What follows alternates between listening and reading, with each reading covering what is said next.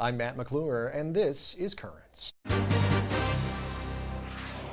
Devastation in the Midwest. We'll have the latest from Missouri as residents search for survivors and clean up the rubble. Plus, the Diocese of Brooklyn gives thanks for the beatification of John Paul II.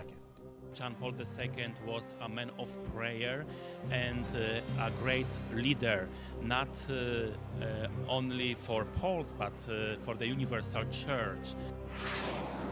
And a local priest remembers his close encounters of the papal kind. Whether you were Catholic or not, whether you were Christian or not, whether you were Jewish or Muslim or Buddhist, no matter who you spoke to, everyone said that when they encountered him, they knew that they were in the presence of holiness.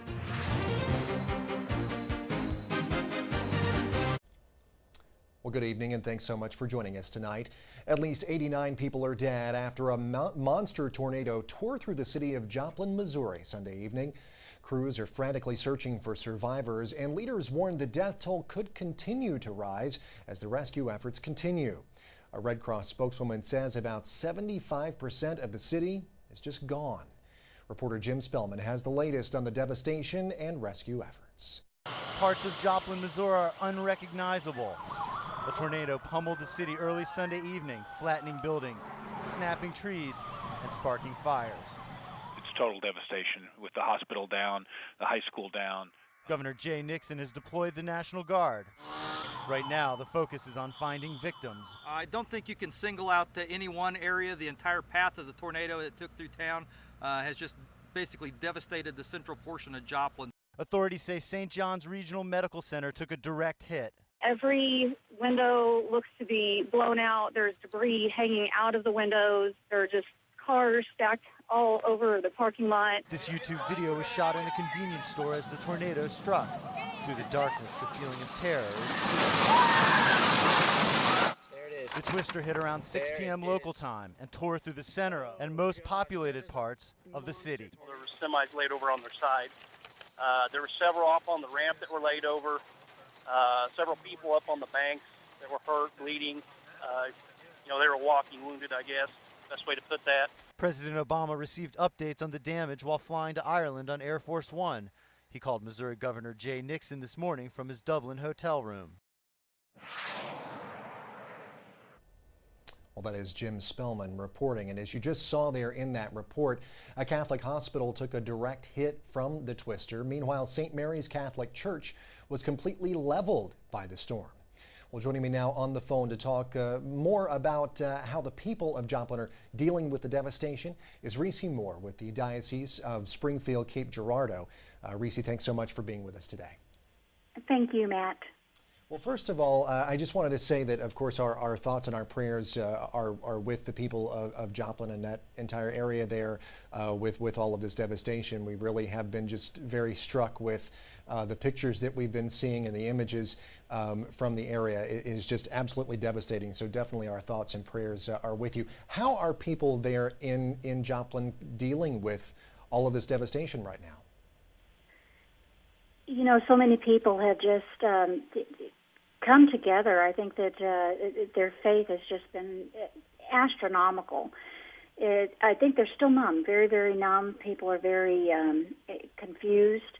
Communication in and out. I'm actually about 60 miles outside of Joplin. I'm at the Chancery offices of the Diocese of Springfield, Cape Girardeau, and communication lines on landline, cell phones are very intermittent, if at all.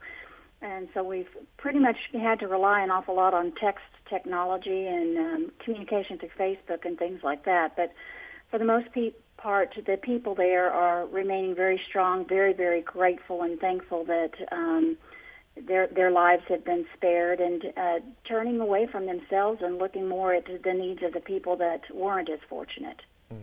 Well, of course, the devastation really had an effect, as I've just mentioned, on, of course, the hospital there and also the parish. Talk to us first about this parish, St. Mary's Catholic Church, just really completely leveled. Well, St. Mary's is one of two Catholic churches that we actually have in the Joplin area. And the parish serves roughly 650 families. And next to the parish, or in that same general campus area, is also St. Mary's Catholic School. It's an elementary school, pre-K through 6, that educated roughly 210 students, and both of those are completely destroyed. They are leveled. We've been fortunate enough to find out that quite a few of the families and the teachers of the schools have survived. Unfortunately, their homes are destroyed. The rectory where the parish priest resided is just completely gone. Father Justin Monahan, fortunately, heeded the warnings of the weather forecasters in the area, hunkered down inside a bathtub, and that's exactly where the parishioners found him when they dug through the rubble and were able to pull him to safety. Wow, that's absolutely amazing. And of course, the hospital there, also St. John's Regional Medical Center, really affected by this storm, and not only, of course, for people of faith, it being a Catholic hospital, but just for the general public, and you know, people being obviously need to be treated for injuries and things like that. What's the effect that's having on people?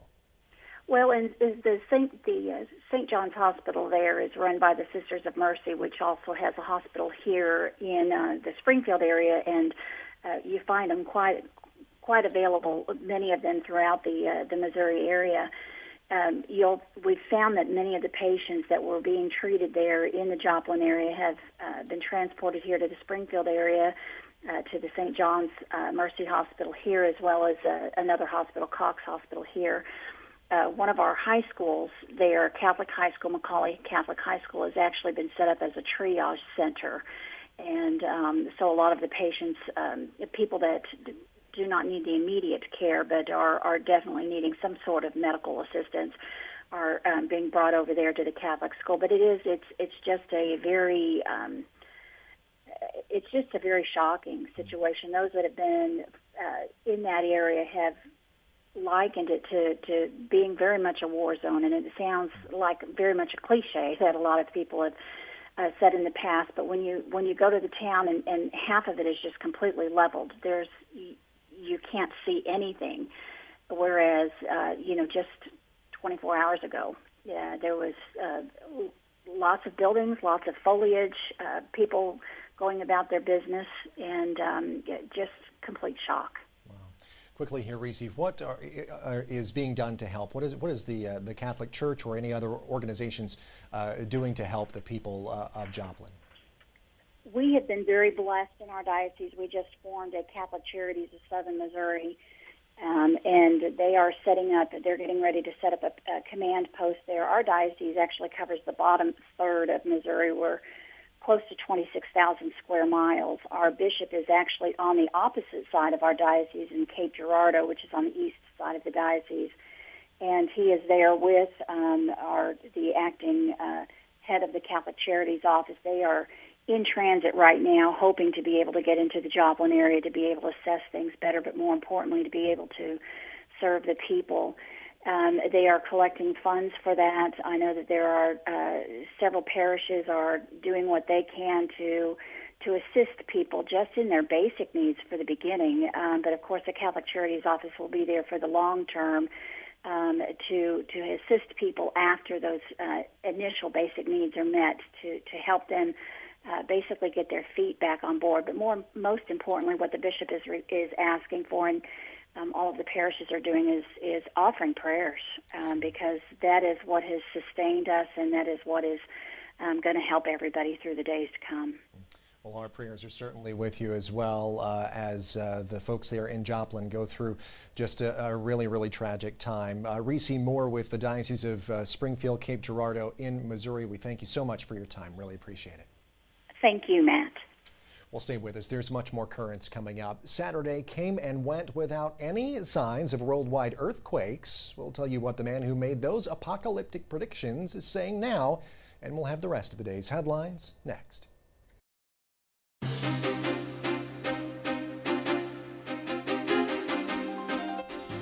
Welcome back to Currents. I'm Matt McClure. Coming up later, face to face with a future saint. A local priest shares his story of Blessed John Paul. But first, let's have a look at today's headlines. Well, the man who predicted that the rapture was coming this past Saturday says he is flabbergasted that his prediction did not come true. Evangelist Harold Camping, the president of the Family Radio Network, told the San Francisco Chronicle that this weekend was, quote, really tough. Camping said he was returning to work today and would have more to say later tonight. Well, Christian, Jewish, and Muslim leaders are urging strong leadership to bring about peace between Israelis and Palestinians. In a letter, they urged President Obama to visit the region and meet with leaders on both sides.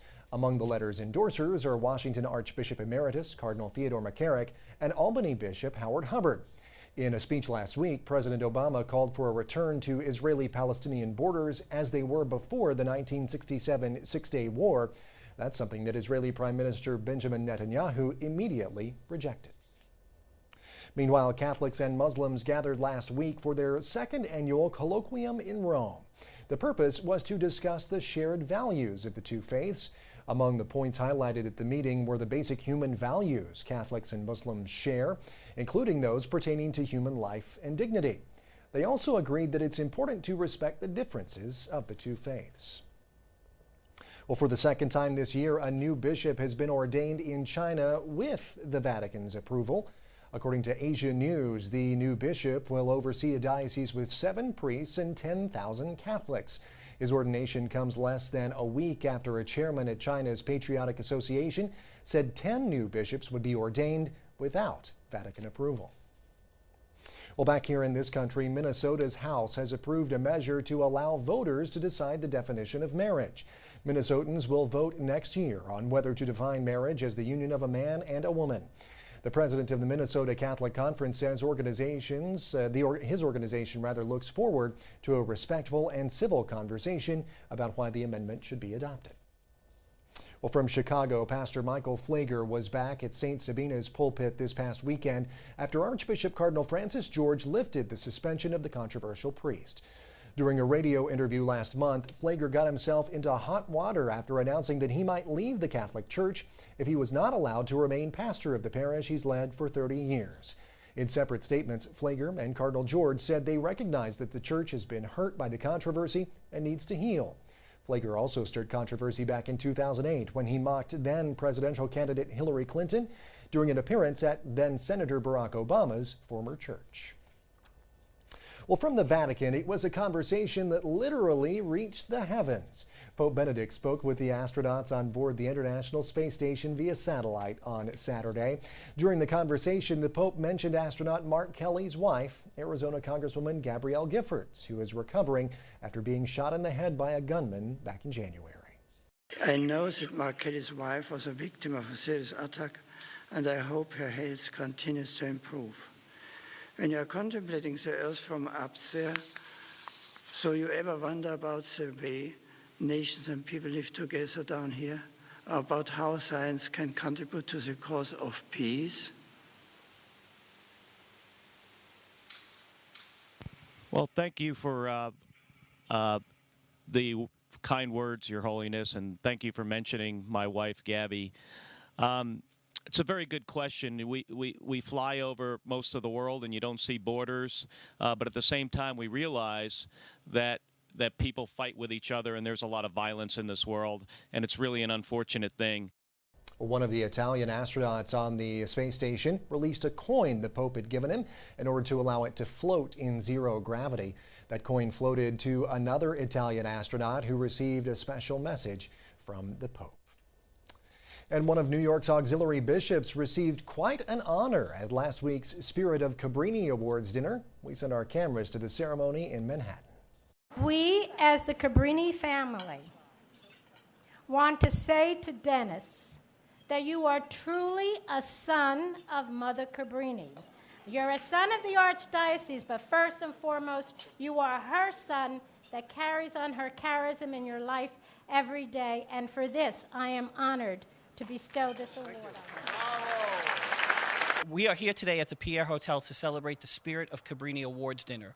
This is the 13th annual dinner, and through the 13 years, we've raised close to $5 million to support Cabrini programs and institutions. Mother Cabrini was missionary sister of the Sacred Heart. She was our foundress, and she came to the United States at the request of the Pope because he saw how many Italian immigrants were coming to this country and they weren't being taken care of. The Medal of Mother Cabrini is a distinguished award being given tonight to Bishop Sullivan based on the fact that this man, he loves the immigrant. He's out there for the immigrant. He's out there for the vulnerable. He's out there for the poor. Well, I was very surprised and very touched by that they would think of me as a recipient of the medal. So I was very touched by that. Well, stay tuned. There's much more currents ahead. When we return, John Paul II is now blessed, and the Diocese of Brooklyn gives thanks.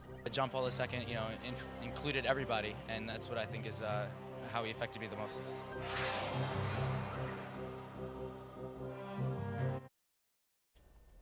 Welcome back. Well, there seems to be no end to the celebrations and honors being bestowed on Blessed John Paul II since his May 1st beatification Mass in Rome that helped move him one step closer to sainthood.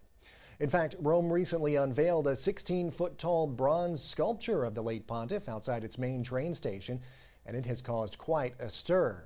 Not the good kind either, with some praising it for its modernist look, while others are just calling it downright ugly.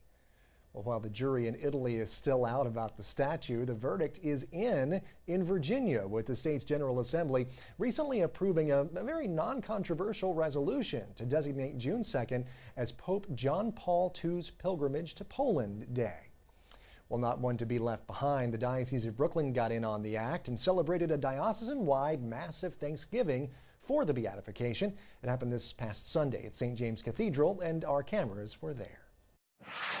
My brothers and sisters, I welcome you today to this cathedral basilica as we commemorate the beatification of John Paul II. When someone is beatified, it means they're one step closer to being declared a saint. To be a beatus means that there has one miracle been attributed to their intercession, a miracle that's irrefutable, a miracle that could not have occurred except that someone had prayed for his intercession. This miracle occurred for a sister who had Parkinson's disease and was miraculously cured. Blessed John Paul II, shaped by the 20th century, then gives shape to the church. And I want to suggest that he did that in three ways. The first was his respect and his acknowledgement of the power of ideas, philosophy and theology. The knowledge of the rich tradition of the church was something that was absolutely essential for the church in the 21st century. He gave us an inspiration to live a holy life. But for Poles, that is a great honor to have a blessed John Paul II from the Polish nation. The second aspect of the shape that he gives to the church, I suggest, is the power of imagination. That imagination ultimately is what touches people's hearts and enables them to undergo ever greater conversion. He was so personable. Everyone who met him went away with the impression and certainly the reality that he was interested in them. He wanted to know about them. He spoke to them and always had something to say. So he really was an open, tremendous personality. And thirdly, and most importantly, he knew the power of a person. In the gospel today, Jesus reminds us that he is in the Father and the Father is in him. That is the revelation of the ultimate mystery within which we live, the mystery from which we have come, the mystery to which we are going.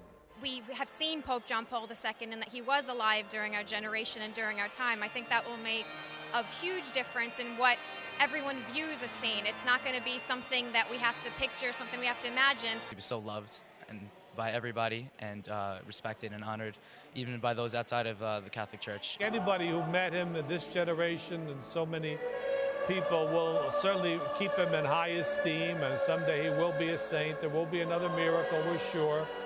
And anyone who had the experience of him will know that he truly is with God. Stay with us, there's much more currents ahead. Coming up, remembering the life and legacy of Blessed John Paul. He liked to joke around, he liked to laugh, he liked to engage people. His humanity was just always there, always there. It was incredible.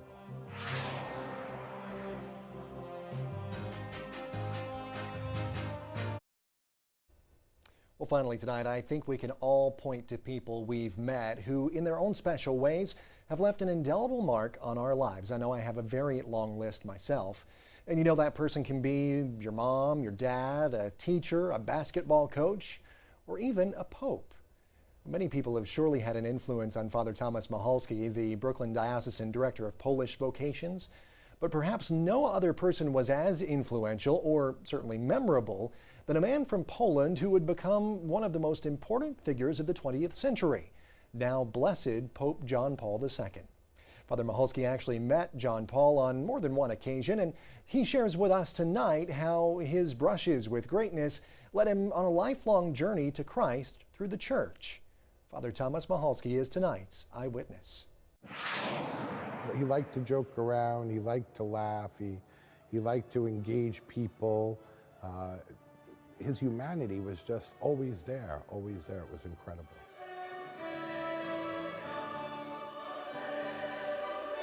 I have a few different items that are directly connected to Blessed John Paul II. This holy card is from 1969, commemorating his pastoral visit to the United States at that time.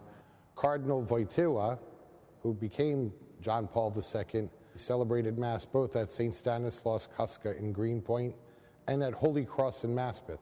Holy Cross in Maspeth is a parish I grew up in. I grew up in the house right next door to the church, actually, and I was an altar boy at that Mass. At that point, as a 10-year-old, I really didn't know much about him other than there's this bishop guy coming from Poland to visit, and the sisters told us we had to be on our best behavior, and I really had no idea who he was other than I knew he was important because of the reaction of the older people around me.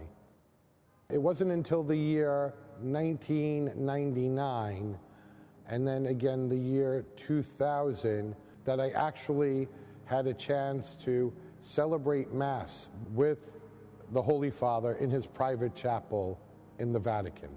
I just wrote a little note to his then secretary and said, I'm in Rome. If it's possible, would I be able to get in for Mass with the Holy Father? And by the time I got back to where I was staying, there was a message waiting for me.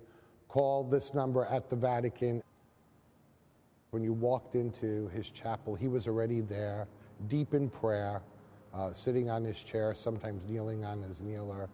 And you could just sense the holiness of the man at that moment. He was so enraptured in his prayer, so deep in his conversation with God, that you knew that you were in the presence of holy. You just felt it. I first greeted him in Polish. I said, "Praise be Jesus Christ." And when I stood up, he looked at me and he goes, "You're American and you speak Polish?" At that point, he's handing me another rosary, which he had already handed me. So I said to him in Polish, I said, "Oh no, Holy Father," I said, "you already handed me one." He says, "Oh, that's okay." He goes, "It's a 2-for-1 sale today. Take it. Don't worry about it." Also, I should say, with the rosary, he gave us that small white leather album with his coat of arms embossed on it, in which are first day of issue new stamps from the Vatican. John Paul did whatever the Lord asked of him to do. And I hope that I can do that in my life as a priest, that I would be able to just place all my trust, all my hope in the Lord's hands the way he did, and to do whatever it is that he asks me to do for his greater honor and glory, for the greater honor and glory of his church here on earth.